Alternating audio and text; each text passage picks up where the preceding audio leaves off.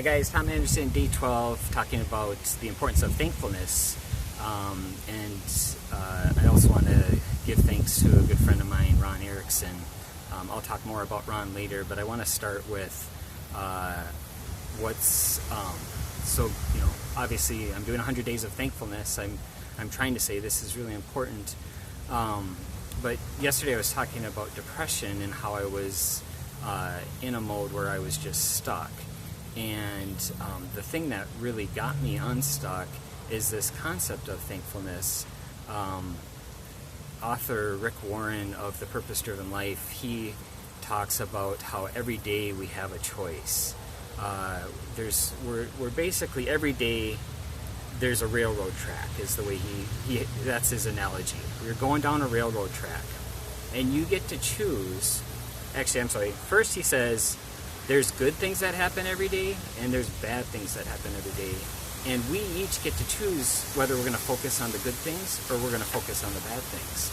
And so that's what I was doing when I was stuck, is I was just focusing on the bad things, like day after day after day.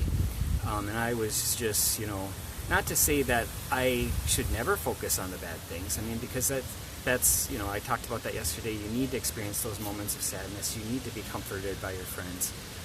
So it is important sometimes to, you just got to experience that for a moment.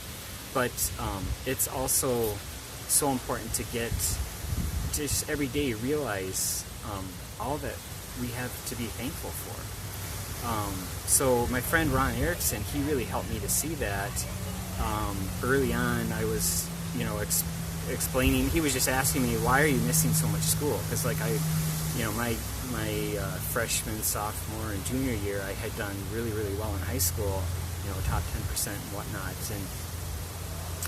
and then I just stopped going to school. I was, because I was sleeping 13 hours a day, I was skipping a lot of school. I was probably only showing up my senior year maybe half the time to school, and so I had a lot of absences, and I wasn't doing my homework. Obviously my grades were suffering. And I was explaining, he was asking about that, and I was explaining, well, I'm going through this depression, and I explained all my reasons why, and we had this conversation after I'd already been going through it for a good year or so, and so I was expecting, after I explained all that, I'd get the typical response that most of my friends have, which is, oh, now I understand, yeah, that's rough, dude, but that's not what Ron said. Ron said, no, I don't understand. Because I said, do you understand why I'm going through this? And he's like, no, I don't understand. And he just reminded me, he said, you have a beautiful girlfriend. You have parents that love you so much that they're bending over backwards to pay all this money for your therapy that you're going through. And he rattled off a number of reasons why I should be thankful for my life.